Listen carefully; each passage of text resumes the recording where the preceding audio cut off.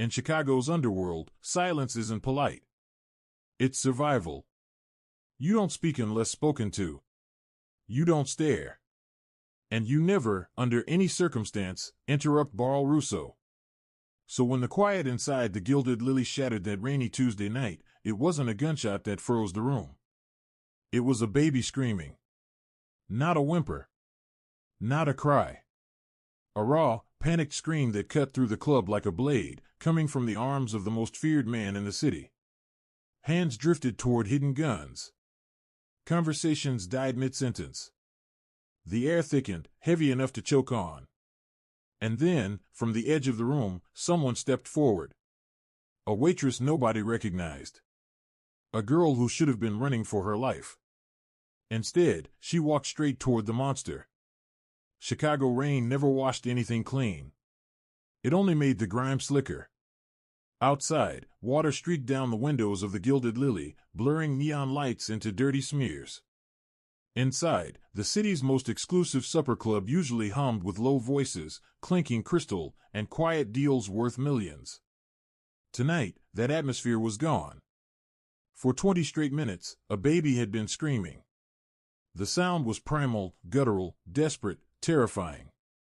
It echoed off marble and brass, drilling into the skulls of everyone trapped in the room. At the center table, where no one sat without permission, was Barl Russo. 32 years old. The brutal new dawn of the Russo crime family. The man who dismantled the Mexican cartel's grip on the port in less than a week. He was devastatingly handsome in a way that promised violence, sharp jaw, eyes dark as burnt espresso, a custom suit worth more than most people's cars. But right now, Barl looked nothing like a king. He looked unhinged. He held the infant like it might explode in his hands. His grip was stiff, unnatural. His knuckles were bone white. "Do something," Barl growled, barely audible over the screaming. Across from him, Silas Thorne shifted uneasily. His underboss, Scar, slicing through his left eyebrow, soul blacker than oil, cleared his throat. "Boss, I can make a call. Get a nanny. A doctor." "I don't want to call." Barl roared. The sound cracked through the room. 3 waiters flinched, trays clattering to the floor. The baby screamed even louder, his tiny face flushing a dangerous purple. "I want him to stop," Barl hissed. "He's been doing this for 3 days. Since the funeral." The word sucked the oxygen from the room. Christina Russo, Barl's wife, dead in a car explosion 1 week earlier. An accident, the police said. A hit, Barl knew. Now all that remained was a 6-month-old son who seemed to feel the absence like a physical wound. "Maybe he's hungry," Silas offered weakly. He refused the bottle.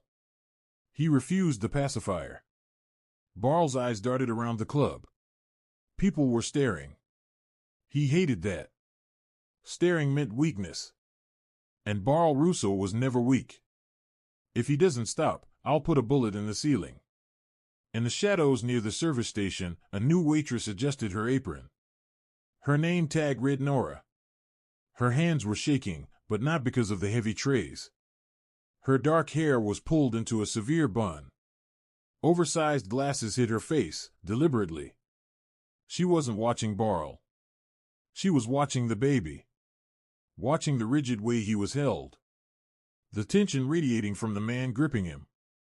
This wasn't colic. This wasn't hunger. The baby was drowning in fear, absorbing every ounce of his father's rage. "Don't do it," whispered Gary, the floor manager, sweat beading on his forehead. "That's the Russo table. You breathe wrong, you disappear."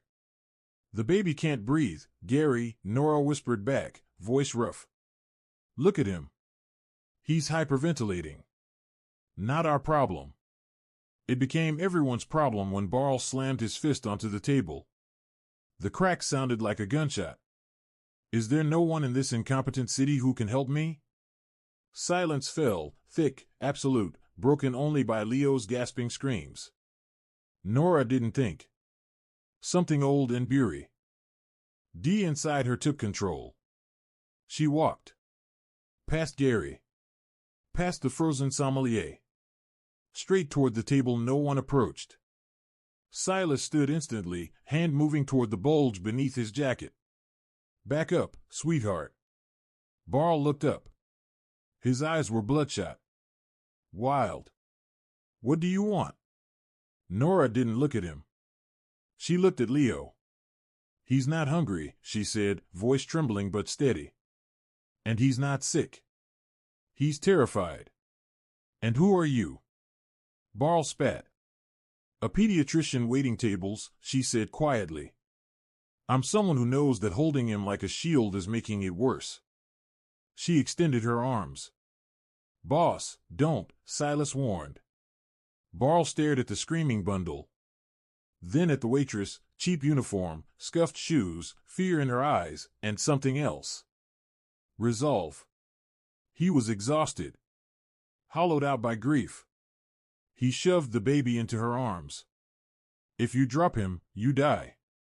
Nora took the weight. She didn't rock him wildly. Didn't shush him loudly. She pulled him close, pressing his face into the warm curve of her neck, blocking the harsh chandelier light. One hand cradled the back of his head. The other anchored his lower back. She leaned in and whispered, not words, not a song, but a low, steady rhythm. Shoo, you're safe. The shadows are gone. You're in the light. Instantly, Leo gasped. A wet, shuddering breath tore free. His fists unclenched and latched onto her uniform. The red faded from his face. His breathing slowed, sinking to hers. In 10 seconds, the screaming stopped. And every man in the room realized something terrifying. The city hadn't just witnessed a miracle. It had just watched the first crack in Barl Russo's empire. The crying stopped. Not gradually. Not softly. Just gone.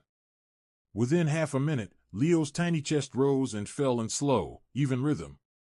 Fast asleep. The silence that followed felt heavier than the noise ever had, like the room itself was holding its breath. Barl didn't move at first. He simply stared. His gaze shifted from the baby to Nora's face, then back. Again.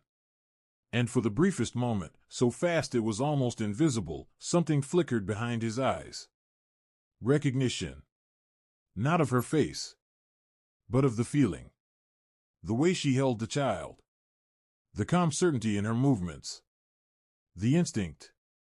It disturbed him. How did you do that? He asked quietly. Nora didn't answer right away.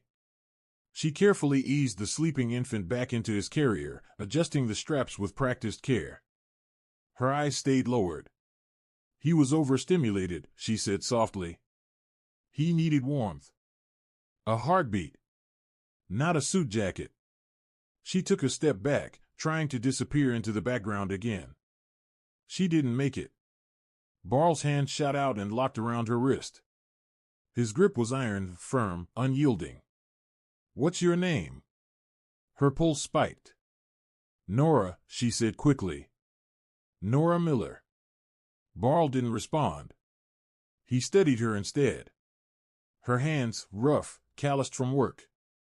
Her nails, short, clean. His eyes drifted to her neck, where a faint, jagged scar slipped beneath her collar. You're lying, he said flatly. Nora swallowed. I have tables to serve, sir. Barl rose to his feet. He towered over her. Silas, he said without looking away. Get the car. He leaned closer, his voice low and controlled. We're leaving. And Nora, you're coming with us. I can't, she blurted, panic flashing across her face. I have a shift. I have a life. You had a life, Barl corrected. Now you have a job. He stepped closer. The scent of expensive cologne mixed with something colder. Gun oil. My son hasn't slept in 3 days, he continued. You fixed him in 3 minutes. You're the new nanny. I didn't apply. You don't apply to work for the Russos, Barl said calmly. You get chosen. The ride to the Russo estate was silent. Suffocating.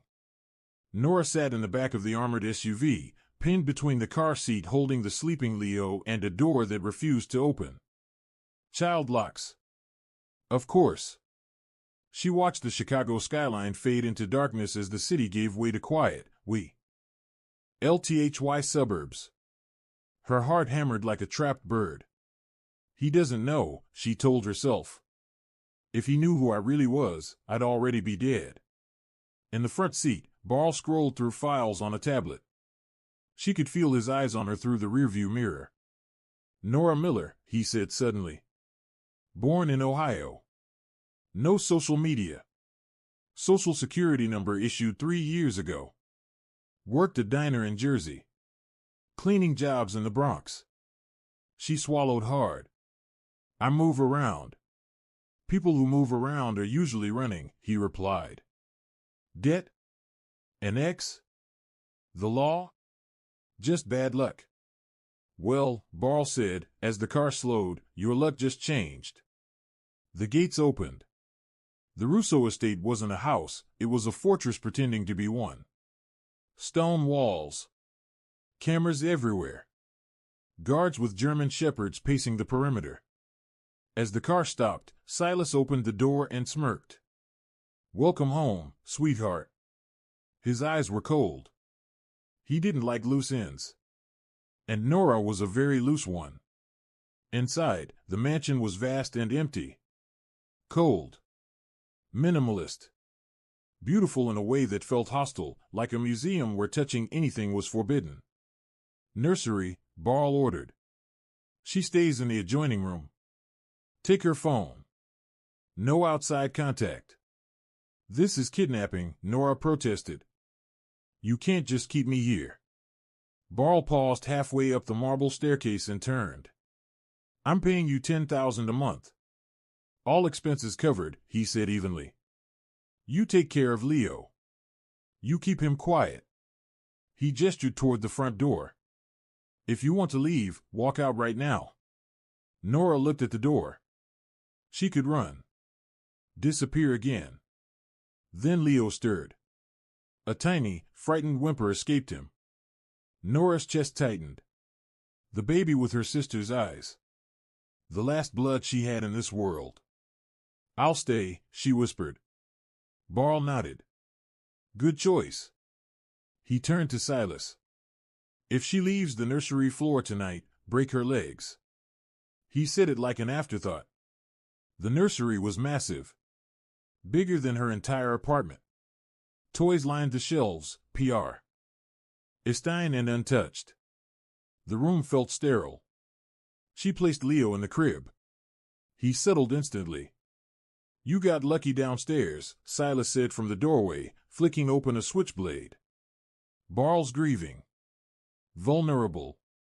He smiled without warmth. But I'm watching you. I'm just a waitress, Nora said quietly. We'll see. The door locked. Nora finally exhaled. She rushed to the window, too high. No escape. She returned to the crib, brushing a finger along Leo's cheek. Tears blurred her vision. I promised I'd protect you, she whispered. I couldn't save your mother. I couldn't save my sister. She pulled a thin locket from her bra and opened it. Inside, 2 young girls laughing on a beach. Sophia. And Christina. Twins. Separated. Forgotten. Barl never knew his wife had a sister. Nora closed the locket. But I won't let them turn you into a monster, she whispered. Christina had warned her from the very beginning. In secret messages and hurried calls, she begged Sophia to stay away.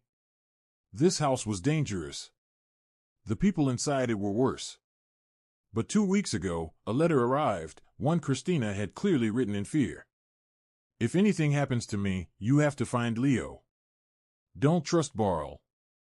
Don't trust Silas. There's a traitor in the house. Nora snapped the locket shut, hiding it just as the doorknob slowly turned. Barl stepped inside. He had already removed his jacket and tie, his collar unbuttoned, his posture heavy with exhaustion. In that moment, he didn't look like a feared mob boss. He looked like a man wandering through a house filled with ghosts. Is he sleeping? Barl asked quietly. Yes, Nora replied. Barl moved toward the crib. He stood there in silence, staring down at his son with an expression that mixed love and terror so tightly it hurt to look at. His voice dropped to a murmur. He looks like her. Christina. He has her chin, Nora said without thinking. Barl's head snapped up. How would you know what my wife's chin looked like? Nora's heart stood. Red. Careful. I saw her picture in the hallway downstairs, she said quickly. Barl didn't respond right away. He steadied her face, his stare sharp and penetrating, as if peeling away layers. He stepped closer. The air between them suddenly felt charged, tense, electric, dangerous. Who are you really? Barl whispered. Because I ran your prints, Nora Miller. They don't exist. You're not in any system. You're a ghost. Maybe ghosts are the only ones who can survive this house, she replied, holding his gaze. Barl watched her for a long moment, then finally stepped back. Make sure he sleeps through the night, he said coldly. If he cries, I'm coming back. And if I find out you're working for the Irish or the Triads, I'll kill you with my bare hands. Then he turned and left. Nora sank to the floor, her heart hammering. She was inside. She was safe, for now. But she had to find out who killed her sister, before they discovered who she really was. 3 weeks passed. The mansion settled into a strange rhythm. And at the center of it all was Nora Sophia. Leo thrived under her care. He gained weight. He smiled. The endless screaming fits faded into memory. Slowly, quietly, she became his entire world. Barl noticed everything. He would stand silently in the nursery doorway, watching Nora sing softly, watching her fold laundry, watching her exist. He started coming home earlier. He stopped bringing his work into the house. Then came one rainy Tuesday. Barl returned at 2 in the afternoon and found Nora in the kitchen, locked in a heated argument with the chef. He can't have the soy-based formula, Nora insisted.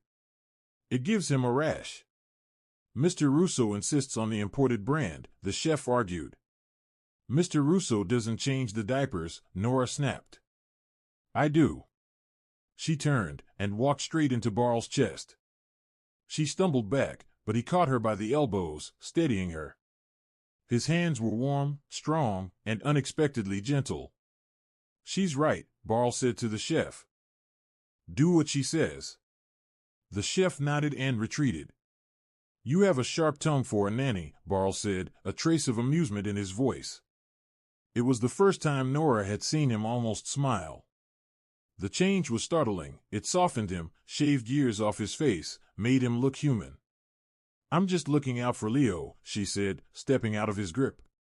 You're good with him, Barl admitted. Better than anyone I've ever seen. He hesitated. Even. Christina struggled. She was always anxious. Afraid. Maybe she had a reason to be scared, Nora said quietly. Barl's expression hardened. What does that mean? Nothing, she replied. Just being a mother in this life. With guards and guns everywhere. It must have been terrifying. Barl poured himself a glass of water. She knew who I was when she married me, he said. I protected her. I gave her everything. You couldn't stop the car bomb, Nora said. The silence hit like a crash. Barl set the glass down too hard. It shattered in his hand. Blood spilled across the marble counter. I'm going to find the man who planted that bomb, Barl said, his voice shaking with restrained fury. And I'm going to peel the skin from his bones. Nora grabbed a towel. You're bleeding. I don't care. Well, I do, she said firmly. You can't hold the baby with bloody hands. She pulled him to the sink, rinsed the wound under cold water, removed the glass shards, and wrapped his hand. Barl watched her closely, captivated by her calm, her precision, her complete lack of fear. He wasn't used to people touching him without trembling. "Why do you stay?" he asked suddenly. "You could have run that first night. You're smart. You're hiding something. Why stay in a house full of murderers?" Nora tied the bandage and looked up at him. "Because Leo is innocent," she said. "He deserves a chance." For a moment, Barl's eyes dropped to her lips. The air grew heavy, magnetic. He leaned in, just an inch. Crash. A vase shattered in the hallway. In an inn's tent, Barl shoved Nora behind him, a gun already in his hand. He moved into the hall. Silas stood there, staring down at the broken Ming vase, visibly flustered. "Sorry, boss," Silas said. "Clumsy." Barl didn't lower the gun right away. "I got a lead on the bomb maker," Silas added, glancing briefly at Nora. "We need to talk." "Private." "Study," Barl said. He looked back at Nora. "Go upstairs. Lock the door." Nora obeyed, but she didn't lock it. She waited until she heard the heavy oak doors of the study close. Christina's letter echoed in her mind. "There is a safe in the library. Behind the portrait of his father. The combination is our birthday. October 14th, 92. If I die, check the ledger inside." Nora knew the house now. She slipped down the back stairs. The guards were distracted by a shift change. She reached the library door and paused, her breath tight in her chest. This was it. The door wasn't closed all the way. Just a narrow crack, but enough. Enough for her to hear voices. Enough for everything to change. "It's a loose end, Dom," Silas was saying. His voice was calm, almost bored. "The nanny asks too many questions. She watches you like she owns the place. We need to get rid of her. A beat. She stays." Barl's voice was firm. Final. "Leo needs her." Silas scoffed. "Or maybe you need her." The words hung heavy in the air. "You're getting soft," Silas continued. "Just like when you married Christina. And look where that got us." "Watch your mouth, Silas." "I'm just saying. Distractions get people killed. I say we put a bullet in her and find a deaf mute to raise the kid." Nora's breath caught in her throat. "If you touch her," Barl said quietly, dangerously, "I will kill you." Nora pressed a hand over her mouth to stop the gasp from escaping. He was protecting her. A tense silence followed. "Fine," Silas finally said. "She lives. For now. But the bomb maker, we found him. Freelancer. Name's Marco. He's hiding out in a warehouse in the meatpacking district. We move tonight," Barl said. "Tonight?" "Yes. I want answers." Footsteps approached the door. Panic flared through Nora's chest. She scrambled backward, hard hammering, ducking behind a heavy velvet drape just as the door opened. Silas stepped out. He paused. Sniffed the air. His eyes locked on the drape. Nora froze. She didn't breathe. Didn't blink. Her pulse thundered so loud she was sure he could hear it. "Silas, let's go," Barl called from inside. Silas grunted, lingering for one last second, then turned away. Nora stayed hidden long after the house fell silent. 10 full minutes passed before she moved. She slipped into the study. The portrait was exactly where she'd seen it before. She lifted it, hands trembling, revealing the safe behind the wall. Her fingers moved on instinct as she dialed the numbers. October 14th, 92. Click. The safe swung open. There was no cash. No gold. Just stacks of documents and a blue ledger. Nora opened it. It wasn't drugs. It wasn't guns. It was payoffs. Large sums of money funneled to police, judges, and one recurring name written again and again. Cleaner. Her eyes dropped to the final entry. The date matched the day Christina died. Nora traced the line with her finger. At the bottom was a signature. Not Barl's. A jagged scrawl. 2 initials. St. Silas Thorne. Her blood ran cold. Barl hadn't killed her sister. His right-hand man had. And now Silas had just lured Barl to a warehouse to meet a so-called bomb maker. It wasn't a meeting. It was a trap. Nora checked the clock. 10 minutes. They'd left 10 minutes ago. She had to stop this, not for Barl's sake, but because if Barl died, Silas took over. And if Silas took over, Leo was dead. Nora ran for the garage.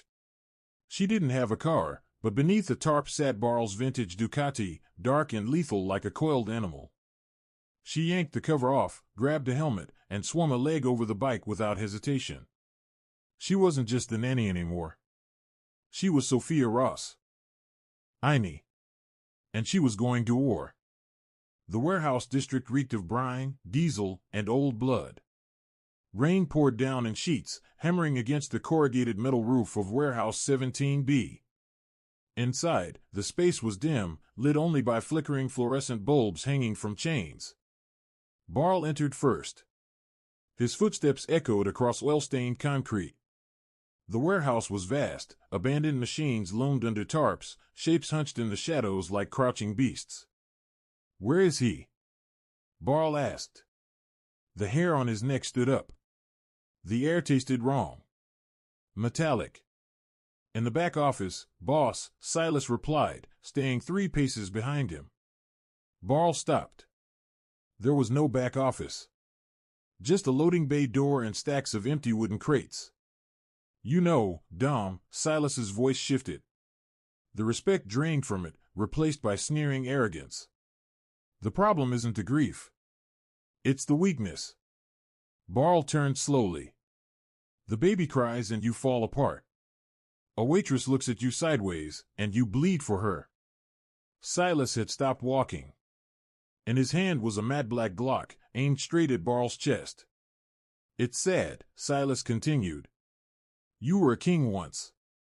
Now you're just a tired father pretending there's a way out. Christina did this to you. Made you believe you could be decent. Barl breathed, the realization hitting him like a punch. "It wasn't the Irish. I saved the family."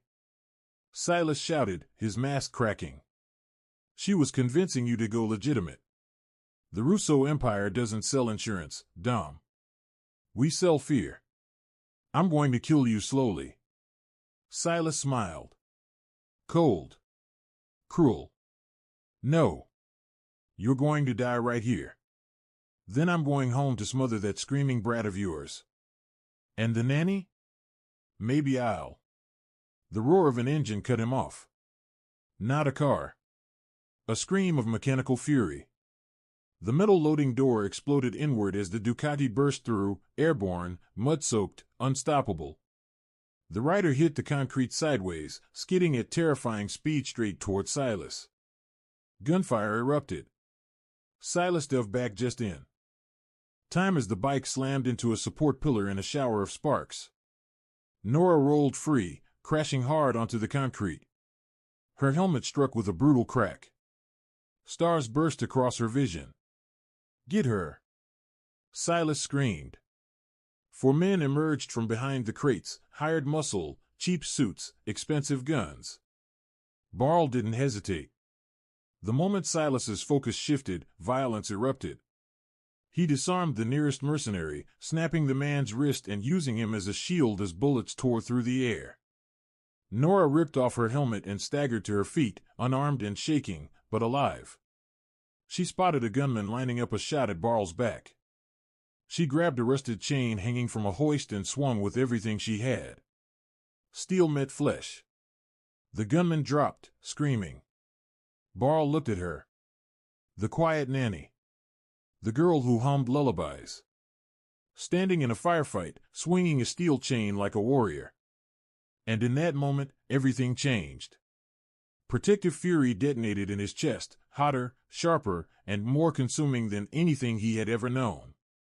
It drowned out the chaos, the noise, the pain. Barl didn't hesitate. He forced his way through the smoke and confusion, raising the gun he'd taken only moments before. 2 mercenaries went down in rapid succession, double-tapped before they could even react.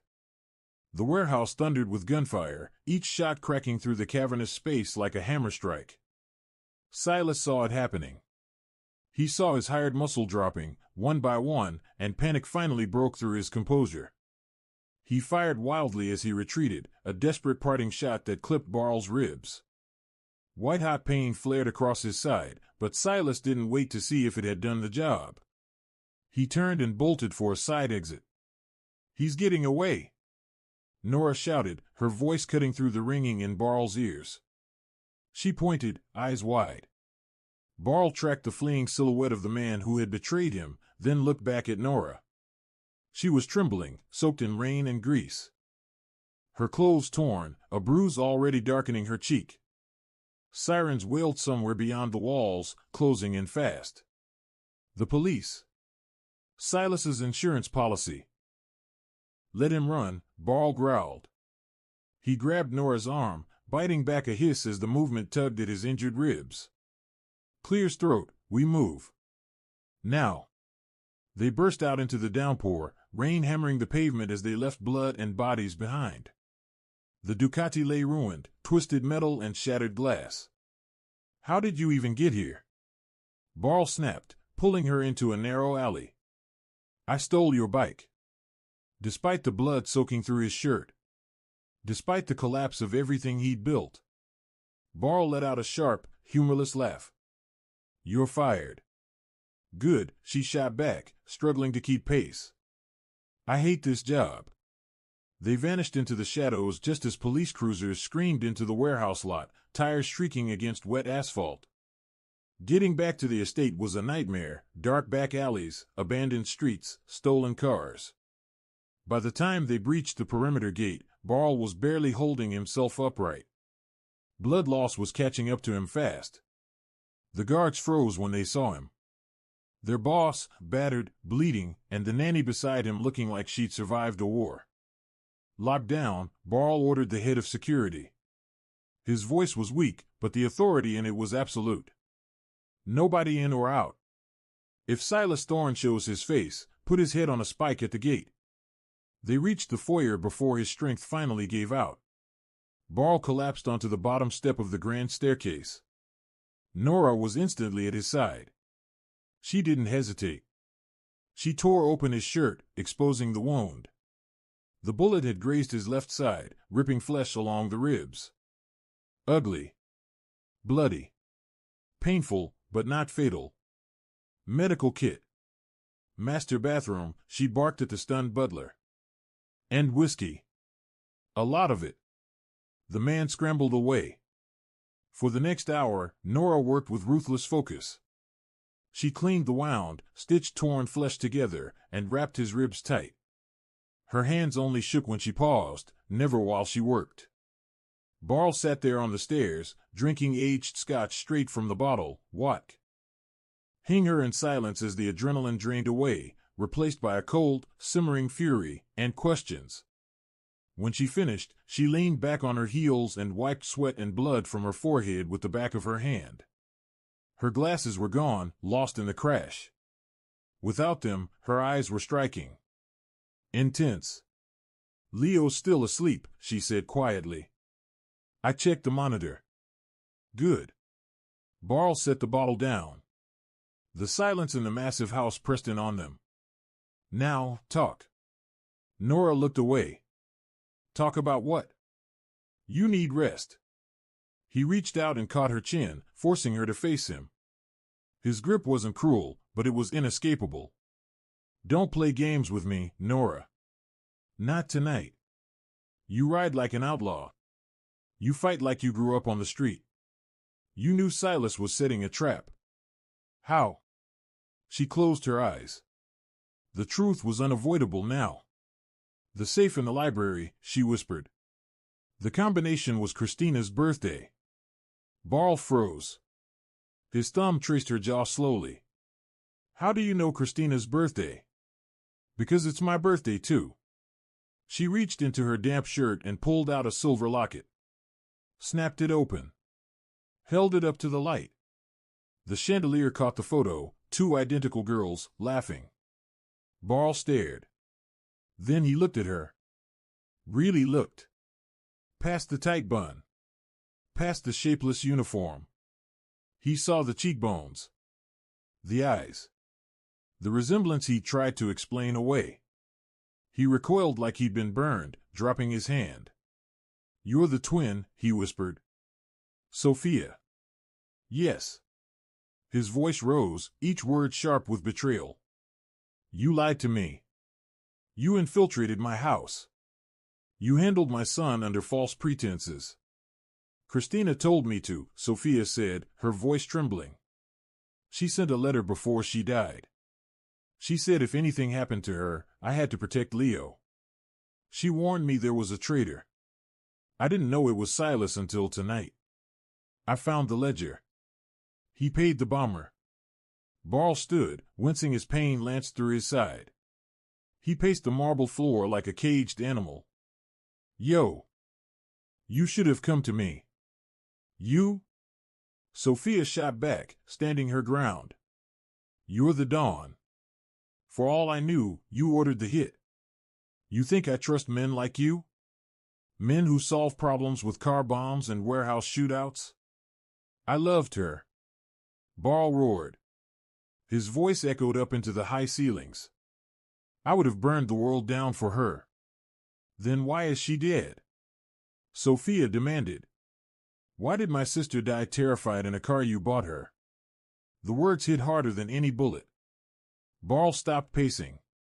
His shoulders sagged. You're right, he said hoarsely. It's my fault. I brought darkness into her life. And now it's coming for my son. He looked at Sophia, standing defiant, breathing hard. She was stronger than Christina. Christina would have collapsed tonight. Sophia had fought. He crossed the distance between them in 2 strides. The air shifted, anger giving way to something heavier. Dangerous. You saved my life tonight, Sophia, he murmured, saying her real name for the first time. I did it for Leo, she replied. He needs a father. Even a flawed one. Barl's hand hovered near her neck, near the scar he'd noticed that first night. You have her eyes, he said softly, but everything else.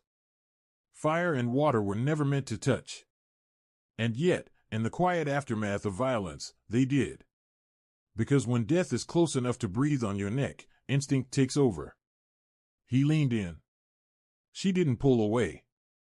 Her breath caught as the scent of him washed over her, whiskey, rain, blood, and something darker beneath it all.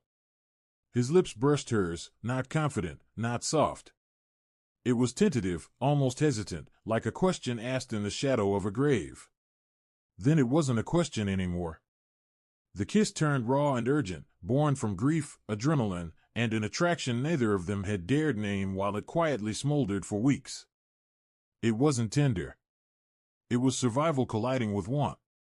She kissed him back hard, her fingers twisting into the torn lapels of his ruined shirt as letting go would mean falling apart. The moment shattered. A violent pounding thundered against the front door, loud, relentless, official. They broke apart instantly, breathing hard. Whatever softness had flickered in Barl's eyes vanished. The ruthless capo snapped back into place like armor sliding shut. The head of security rushed into the foyer, his face drained of color. Boss, we have a problem. Barl didn't ask twice. What is it? Detective Russo. Homicide. He's at the gate with a warrant. Not for the warehouse, this house. Barl's jaw tightened. On what grounds? Anonymous tip, the guard said, eyes darting toward Sophia. Claims we're harboring a fugitive from the meatpacking district shooting. They're looking for a woman matching her description. Barl swore under his breath. Silas didn't waste time. He was using paperwork to finish what bullets couldn't. Barl seized Sophia's hand, his grip unyielding. "You're not the nanny anymore," he said, his voice low and lethal. "You're my partner. And we're going to war." The pounding on the door became rhythmic now, measured, commanding, terrifying. Barl didn't panic. He straightened his cuffs, ignoring the fresh blood seeping through the bandage at his side, and met Sophia's eyes. "Take Leo. West Wing.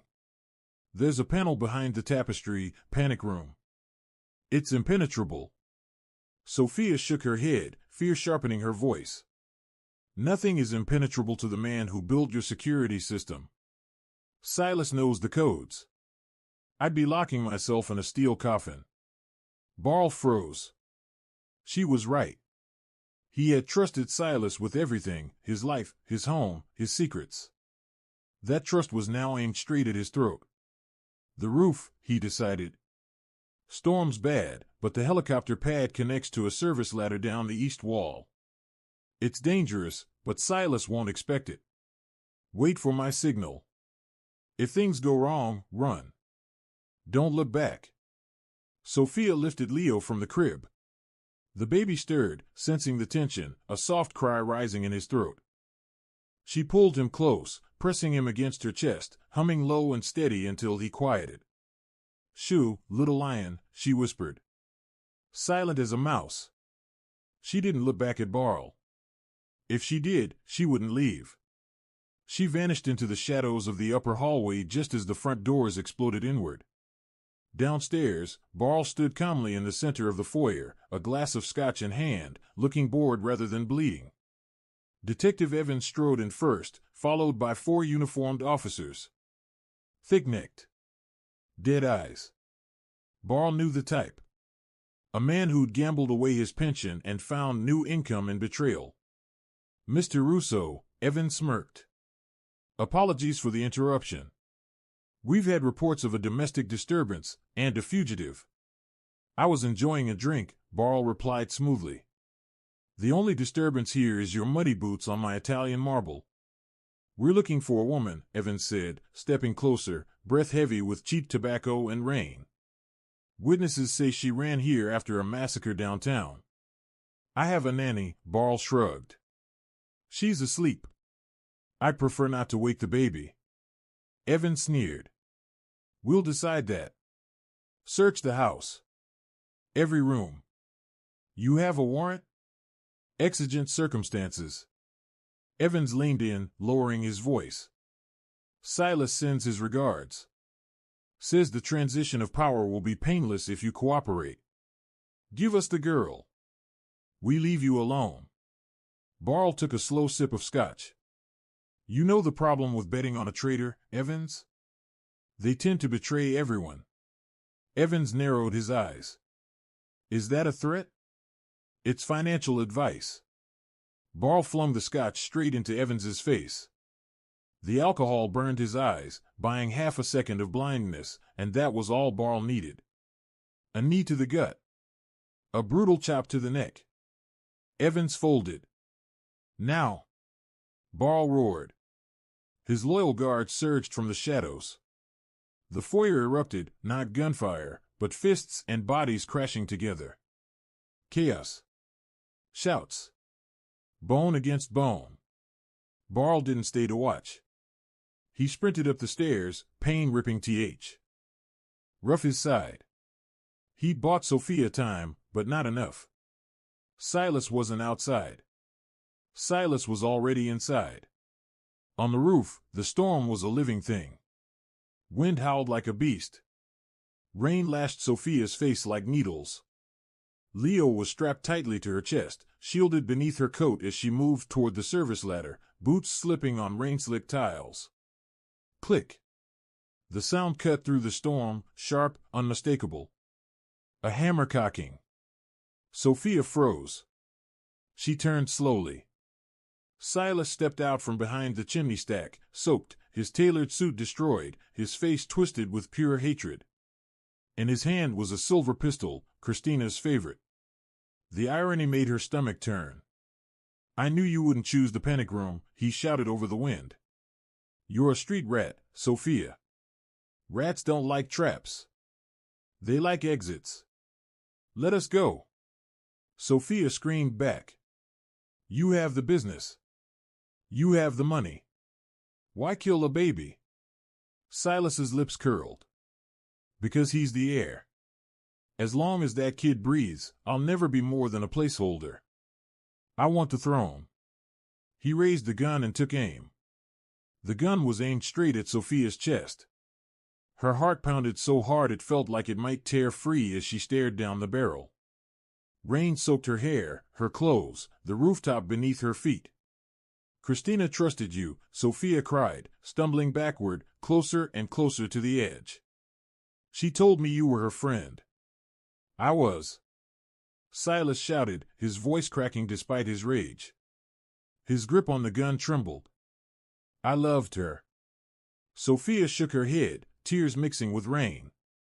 But she chose him, Silas continued, his words spilling faster now. She chose the monster. And then she had his spawn. His face twisted with something ugly and final. I did her a favor, Sophia. I freed her. You murdered her, Sophia whispered. Silas's finger tightened on the trigger. And now, he said coldly, I'm going to finish the job. Then. A scream ripped through the air. Leo woke up. It wasn't the soft whimper from earlier. This was the scream. The same bone-deep, ear-splitting shriek that had once frozen an entire restaurant weeks ago. Up close, it was unbearable, piercing, dissonant, impossible to ignore. Silas flinched, his face contorting in pain. Shut that thing up. In that single, fragile moment of distraction, Sophia didn't run. She charged. It was reckless. Suicidal. Silas was twice her size and armed, but Sophia had fury, terror, and a mother's instinct burning through her veins. She slammed into him, and they crashed onto the slick gravel of the rooftop. The gun skidded across the ground, disappearing into the rain. Silas struck her hard. His fist caught her jaw, snapping her head sideways. The world spun. White light exploded behind her eyes. But Sophia fought back. She clawed at his face, screaming, keeping one arm tight around the baby while swinging wildly with the other. Leo screamed between them, a shrill, relentless soundtrack to the chaos. Silas overpowered her. He slammed her down and pinned her, his hands wrapping around her throat. His grip tightened. Ruthless. Final. The rain blurred her vision. Dark spots crept in at the edges. She couldn't breathe. She couldn't save him. Bang. The sound shattered the night. Silas's head snapped back. His hands loosened instantly. He collapsed to the side and rolled off her, lifeless. Sophia gasped, dragging air into her lungs, coughing violently as she clutched Leo to her chest. She looked up. Barl stood 10 feet away, his gun still smoking. Rain plastered his hair to his face. He looked ruined, bleeding, bruised, soaked through, but unbroken. He walked past Silas's body without a glance and kicked the fallen gun farther away. Then he dropped to his knees beside her. Did he hurt Leo? Barl asked, his voice cracking. With shaking hands, Sophia checked the bundle inside her coat. Leo was red-faced, screaming with everything he had, but unharmed. He's okay, she sobbed. He's just loud. Barl pulled them both into his arms. He be you. Read his face and Sophia's neck, his body shaking as the rain soaked them all. The great dawn, he whispered hoarsely. The monster of Chicago. He was crying. It's over, he murmured into her hair. I've got you. I've got you. 6 months passed after the night the rain turned red on the rooftop of the Russo estate. Winter gave way to a cautious spring. The icy winds off Lake Michigan softened into a breeze scented with wet earth and blooming jasmine. The Russo estate had changed. The heavy velvet curtains that once sealed out daylight were pulled back. Sunlight filled the halls.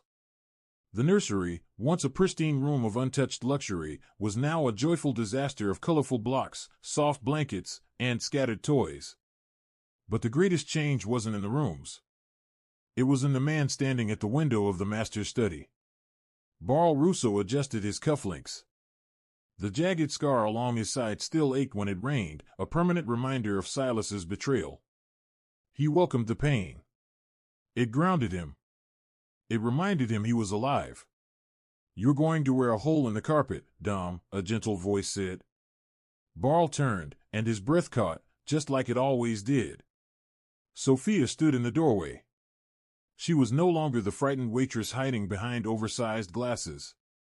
No longer the desperate woman in a stolen mechanic's jumpsuit.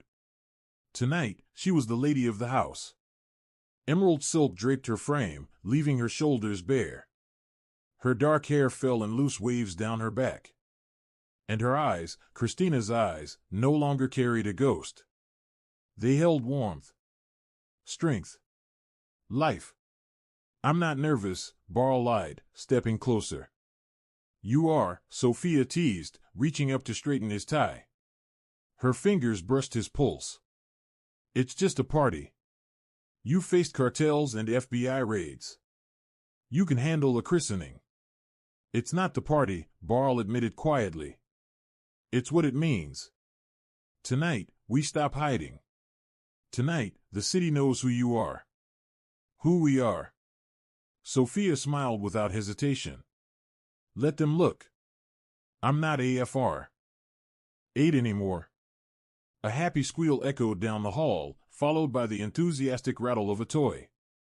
"He's awake," Sophia said. Barl smiled instantly, the tension melting away. They entered the nursery together. Leo stood in his crib, gripping the rails. At 1 year old, he was sturdy and bright-eyed, his father's face, his mother's curiosity. There was no screaming. Not since the night Silas died. It was as if the house itself had finally exhaled. Barl lifted his son high into the air, and Leo giggled, a sound of pure, unfiltered joy. "Ready to meet your kingdom, little lion?" Barl whispered. The Gilded Lily reopened for one night only, the place where everything had begun. Chicago's elite filled the room, politicians, judges, and the heads of the remaining 4 families. As Barl entered, a ripple of hushed respect moved through the crowd. They'd heard the rumors. The purge. Silas Thorne's quiet retirement. The ruthless efficiency with which Barl Russo had secured his borders. But when they saw Sophia at his side, head high, unflinching, holding the heir to the Russo name, they understood. The whispers didn't fade gradually. They stopped all at once. Because this wasn't a mistress. This wasn't a caretaker hired to disappear into the background. This was a partner, and the room knew it. The ceremony itself was short, almost understated, but the weight of it pressed down on everyone present. When the priest lifted the holy water and let it spill gently over Leo's head, the room held its breath. The baby didn't cry. He didn't flinch. Instead, he stared out at the gathered faces with a quiet seriousness far beyond his age. That calm, unnerving, almost regal, earned slow nods from the old capos lining the front row. Leonardo Santino Russo. A name spoken softly, but one that landed hard. When the final blessing was given, the tension loosened its grip. The jazz band struck its first warm notes, smooth and unhurried. Laughter returned. Champagne glasses clinked. Smoke from exp. Ensif cigars curled lazily through the air as the room exhaled. Barl guided Sophia toward the edge of the terrace, away from curious eyes and whispered judgments. The city stretched out before them, endless lights reflected in black water, a living map of power and consequence. "You did good in there," Barl said, leaning against the stone balustrade. "Old man Richie nearly choked when you corrected him on the line." Sophia laughed, the sound soft and genuine, blending into the music behind them. "He needed to know I pay attention," she said easily. "Details matter in this family." Barl studied her for a moment, amusement giving way to something more serious. He slipped a hand into his jacket. "I have something for you," he said. Then, quickly, it's not a ring. Not yet. I know, we said we'd wait. He handed her a small, flat box. Sophia took it, her fingers trembling despite herself. When she opened it, she didn't find a diamond staring back at her. Instead, there was a simple silver key, resting on a thin chain. "What is this?" she asked, looking up. Barl cleared his throat. "It's the key to a safe deposit box at First National. Inside are passports. New identities. Cash. Enough for you and Leo to live anywhere in the world." The key felt cold in her palm, heavier than it should have been. "Why are you giving me this?" Barl stepped closer, lifting his hand to her cheek. His voice dropped, stripped of authority and armor. "Because I never want you to feel trapped again. I don't want you to stay because you're afraid, or because you think you have nowhere else to go. I want you to know the door is always open." His eyes searched hers, unguarded. "You saved my son from the noise," he said quietly. "And you saved me from the darkness. But I know what I am. I'm a dangerous man in a dangerous world. If you ever want peace, if you ever want to leave, this key is yours." Sophia looked at the key. Then at the man who had burned down an empire to protect her. She thought of the sister she had lost. The nephew she had found. The nights when nightmares dragged them both awake, and she felt Barl's heart pounding against hers in the dark. She snapped the box shut. Then she handed it back. "I don't want it." Barl froze. "Sophia, it's insurance. It's freedom." She stepped closer, gripping the lapels of his jacket, her voice steady and sure. "I already have my freedom. Freedom isn't running away. Freedom is choosing where you stand." She met his gaze without hesitation. "And I'm standing right here." Her tone softened into that familiar cadence, the one that soothed a screaming baby and calmed a ruthless king. Besides, she added with a smile, mischief flashing in her eyes, "Who else is going to stop you from shooting the chef when the souffle collapses?" Barl exhaled, a breath he hadn't realized he was holding.